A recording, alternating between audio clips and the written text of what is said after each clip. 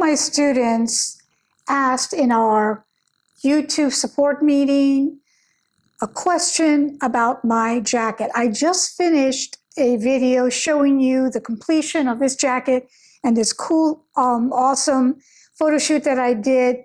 But before that, I had my YouTube members meeting that I do once a month, or first Monday of every month. And she asked if we could do a shawl collar on my peak lapel jacket pattern. And I was going to show that privately to the group, but I thought this would be a great video. So let's take my pattern and turn it into a shawl collar. That's what's next.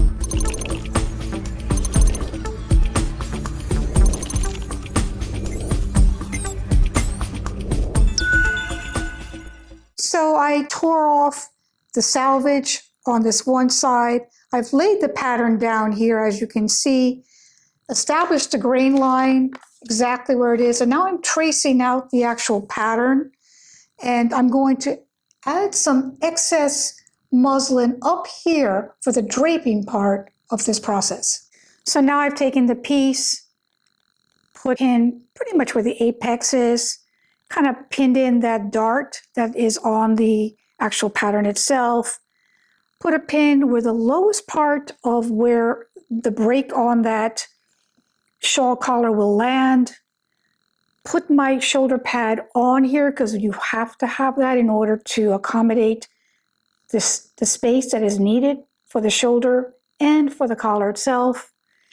Then drew a line where the seam line is and the seam allowance is on the actual jacket pattern.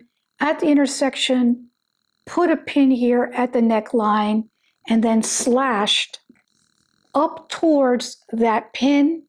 Now I'm sculpting the remainder of that fabric above on the neckline of the mannequin itself. I'm going to go pin it and mark it so then I can push the remainder of the fabric down and establish how wide I want that lapel on the shawl collar on the jacket itself.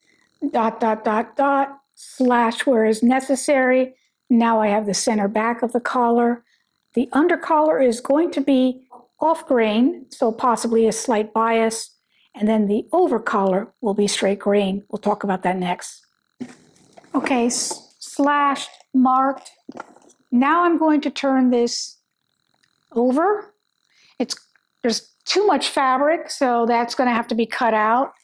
But I have it where the pin mark is. That's where the lapel will break. And now I'm going to have the shawl collar sort of start to develop here, as you can see. And I'm pulling this over here where the end of the collar is going to be at the center back. I'm determining what kind of rise that I want on that collar. So I'm saying, maybe it's about no more than 2 inches like this.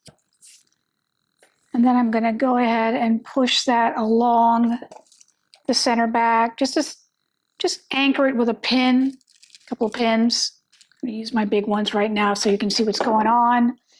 And I can't push this lapel down, the shawl collar down, because there's just too much fabric here. So I'm going to try to get rid of some of this by just releasing it, just releasing that tightness on it.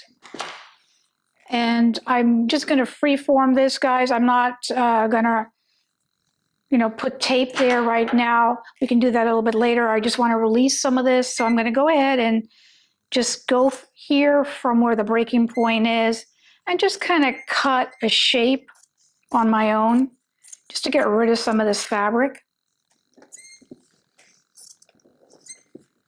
All the way to the back. My hand is in the way, so let's go this way.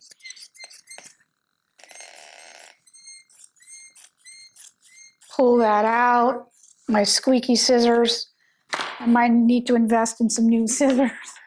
Okay, so then I'm going to go ahead also here and cut this excess off like that. And now I can continue that shape Let me just go ahead and cut it, and then you can see what's going on. So now I have somewhat of a shawl collar happening there already, all the way through. And it's still quite wide. Obviously, I'm not going to have a collar that wide. You could if you want. You can go pretty much as wide as you have the access of the end of the shoulder. Because once you get past that, you have to do a little bit more manipulation that is a totally different class at this point, guys. So I'm going to cut some more off here.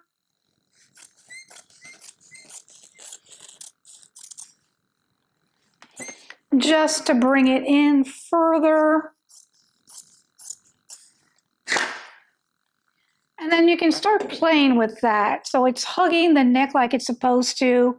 It's pulling a little bit where that pin is, because like I said, I have a pin very tightly here on the shoulder. You can't see it because this mannequin is even taller than me, but here you go. So it's pretty tight here. I can't release much more than that. So that needs to be there, guys, but it will release itself once this is sewn in properly and the collar is established. We still have a ways to go. So I lifted the collar up so that it's out of the way. You can see the point is here. You cannot go further jotting that neckline out without the back panel being put in there. So I'm going to go ahead and cut that back panel and get the styling tape in order to make the final shape of that shawl collar. So here's the back panel of the jacket itself. Depending upon your size, you have to make sure which one of these lines is for your dart and for your seams. But I'm going to go ahead and notch the center back here with a double notch. I cut out the 4, which is the solid black line. So I'm going to go ahead and put my notches there as well. Want to make sure that I've got the 1/2 inch. This pattern has a 1/2 inch everywhere. I know that my dart then is the black solid line. I'm going to go ahead and put that in like that, as you can see. So I've got my muslin, the torn edges here from the last piece. I want to establish my grain always, so I'm going to put in my finger there, and I'm going to go ahead and pull a grain to establish that back grain line, and make sure that my fabric is on grain with the pattern. I'm going to go ahead and put my pins at the grain line just to keep it in place.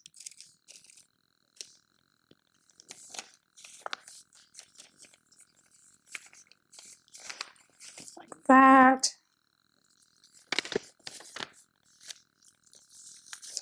And I'm going to just trace this out. I'm going to trace out the entire pattern all the way around with my pencil.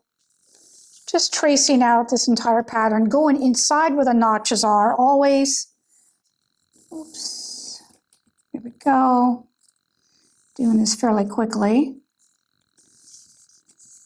In that dart. This is a 2-piece back as well as a 2-piece front, but I just need that neckline, guys. So I have to make sure that I have that neckline before I finish the collar. And that's why I'm doing this step.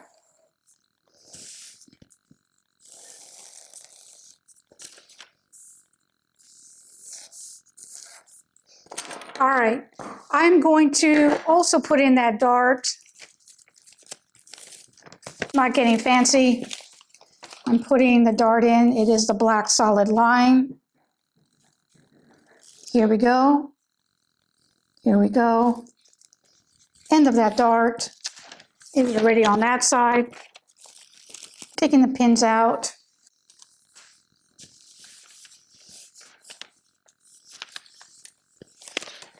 Cutting this out. There's no extra that needs to be on this piece because this piece is not going to change for the jacket and the new collar, shawl collar. So I'm just cutting it out, as you can see, right on the trace lines. And it looks like my dart's in a different location. Let's get this extra fabric out of the way. Cutting out the neckline because that is what's in question, right? And everything on this pattern, again, like I said, is a 1/2 inch seam allowance. So I'm going to show you what I'm going to do next.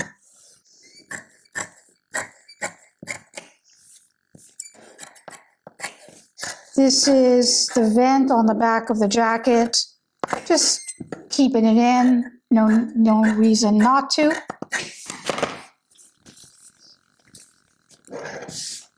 Put it in my notches anyways, it's just habit. So this is my 1/2 inch seam allowance here on the neckline. It looks like my notch is off, so I'll fix that on the pattern. I'm going to go ahead and keep the notches where I trace that off. And then I'm going to put my 1/2 inch seam allowance here, mark that, mark my shoulder, mark my shoulder, mark my neckline, and jot all the way around this neckline so that I have the markings of where the seam line is. I'm going to use this line for the dart, and I'm just going to do what I did on the other one, which is not kosher usually, but I'm going to do it this way anyways, and that is just picking up that dart and pinning it as if I was going to sew it down, because I'm doing this just as a quickie. We're just draping it at this point. So there's the dart. This is part of the armhole, not necessary to mark those seams. This is part of the side seam of the jacket, but the center back is kind of important. So we want to make sure this is fitting on the center back properly. So there we go. I've decided I'm going to clip this neckline just so that it moves better, especially the intersection of the shoulder seam of the back and the neckline. I'm going to go ahead and clip that like that and just clip this just to release some of that tension. Let's put it on the dress form. Here we go. The back piece is going to be put on the dress form. Very important, guys. I'm going to move this pin down. I'm just going too fast with this, I guess. Put where the back shoulder is. Let me finish that line. I'm missing part of that line. The back shoulder line, as you can see, I'm going to go ahead and fold that back like this.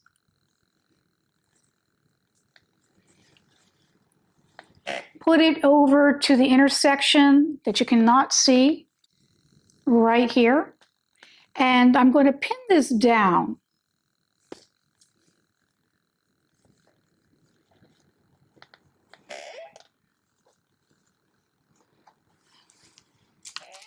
It's very important that these match. I am just draping it. I am not finished the garment, so I'm not pinning it the proper way, even though I am a stickler for pinning the proper way, guys. So we're going to make sure that we do that in the final analysis. I wanted this curve of the neckline so that I can follow it for the curve of the neckline on the shawl collar itself. So that is why I'm doing it. I'm going all the way to that intersection. We know the intersection is here. So I'm just going to float it by pinning the fabrics together instead of it being on the dress form, stabbed on the dress form. I'll show you that in one moment. I'm going to pin this the proper way. This is just fabric to fabric with the muslin fabric. And so now I have a clear indication of that neckline. I've got the center back, and now I should have a better understanding of where that neckline is. So let's remove this, put it on top of the back. There. This goes, I'm just gonna put this right at the intersection. Can you see that, I hope? Right at the intersection of the back neckline and the center back of the garment and the dress form itself. So now I have this area to see where these dots are going to go because they have to be in the same location. Before I do that, let me just kind of readjust this pattern to make sure it's on the dress form properly. Nothing should be just floating ever, even if you're freehand draping, which is what I'm doing right now. We're freehand draping. We're doing this like that. This has to clip because this is going to have to curve the body since I'm doing it this way. Not too worried about that. That's going like that. So now I know that these dots, and they're pretty accurate, they're kind of where they were supposed to be. That's, just luck, I guess. So when I put it on top of there, as you can see, these dots are they're matching up to the line underneath really nicely. That's what I wanted to make sure. So even though I'm going fast and even though I am freehand draping this, guys, I don't miss steps that are necessary. That makes sense. So we're going to go ahead and do that. So now I feel good about it. Now I can also put the pins all the way through from the collar to the neckline of the back and just pin it to itself, fabric to fabric again, not to the dress form itself. So I'm going to release this little guy just for a minute, and I'm going to pin fabric to fabric, boom, like that, fabric to fabric, boom, like that. Now I have this free, and now I'm going to establish it again in place, leaving it like that. This is clipped enough. We're good. And now I'm going to push this back. You can see it's fighting a little bit here. You can or cannot sometimes put like a little invisible dart in there. We'll talk about that in a minute if it's necessary. Let's see how much we can push out by just the process itself. Now I'm going to go ahead and move the collar back down and around from my breaking point here at the center, at the center front, how deep I want to have that shawl collar. And then I'm just going to push this around, and it's kind of falling nicely in the back. I'm going to put one pin like that. Now we can get creative. Now we can actually design the collar we want. As you can see, you want it to hug. You want it to hug the neck. You don't want it to be too far away from the neck. That's a different type of collar, and we're not doing that today, okay? So I'm getting my styling tape. Let's get this further out. I'm getting my styling tape. This is the adhesive styling tape that I always recommend. It's used for architects, and now it's been used for designers for a very long time. And I'm going to just get, if I can find the opening, and now I'm going to get creative. Like, where do I, and how do I want to shape this shawl collar? It can be by eye, it can be freehand. I can say I want it to be this wide. Like I said earlier, I'm thinking about a 2-inch, which is pretty much what I've got going on there. I'm going to go ahead and put a pin there where the tape is. You can pin through this tape. It is plastic. It will break, so you kind of have to be, mindful of that. It's supposed to just adhere because it's adhesive, but it really doesn't. Not on the fabric. It doesn't want to. The sizing prevents it. So I'm just going to go ahead and put the shape as much as I can where I think I want that shawl collar to be. Very popular item these days. Red carpet, etc. So you get to see how to do this, right? So I'm going to go all the way to that breaking point, which is right here at the center front. I'm going to go ahead and cut that. So I want this shawl collar to be quite small, kind of, the traditional tuxedo type. And I'm going to put a little pin through that collar tape. So it stays for me as best it can in certain places. I just want to make sure it's there. Want to make sure, let's see if we got this one here. We've got another one going on here. And you can see it doesn't really want to adhere. It's the sizing in the fabric, I think, that's preventing it. I'm going to go ahead and put, so just every once in a while, putting a pin through the tape itself just to keep that design line intact. And now I'm getting to the back, so I'm going to put my hand underneath it. I don't want it to pull. And let's see, I've got some crooked pins here as well. Looks like I need a lot of supplies. Okay, so now that I have that sort of where I want to, it's still fighting the collar. It's not laying flat enough. So this is where you get to clip all the way to your style line like this. So now it's easing, right? It's falling where it needs to. And then you've got the collar going on there. So now when I did that, this sort of moved as well, and it's in a different location here.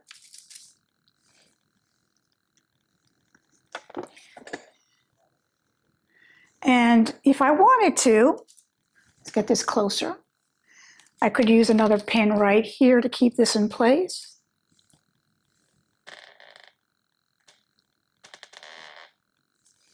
And I'm going to just go a little bit closer even. I'm just going to go a little closer. So now I'm going to just kind of trim it. You want to make sure you've got enough seam allowance, so don't overdo this step. Just get enough out so that you can see what you're doing. Okay.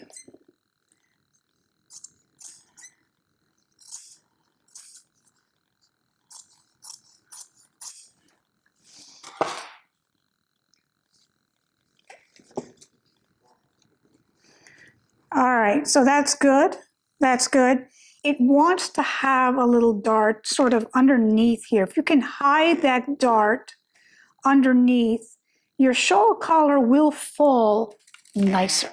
It really will. So I'm going to go ahead and put that in. That's just me, not in the books. And we're going to go ahead and put a little squeezed out dart hiding underneath that shawl collar. This is a first try, guys. This is not after doing it and establishing it. So if I made any mistakes, this is a one try thing. I might have to redo it if I'm off. But I think we're doing okay so far. So here we go. That is our shawl collar for there. Now I have extra fabric here. Let's get some of this out of the way. We know that's the armhole. We know that is the armhole, and that is the armhole. This is the back. Here's my shawl collar shape. And that is the beginning steps of it, guys. We're going to establish it properly. So now this is, I might have to do the other part another day. We've got this much going on. Hopefully this footage is okay and the sound is okay with my new mic. I'm kind of excited about that. I want to go ahead and put my dot, dot, dot in my center back. And you can't see it, but I can see that the grain line is going like this. That's my grain line. This is going to technically be the under collar. We then have to make the facing for this jacket that goes underneath and over, and that piece will be without a seam line here. The under collar is on a bias, so that has to have a seam. But the over collar that's attached as a facing will be without one. Let me show you that next.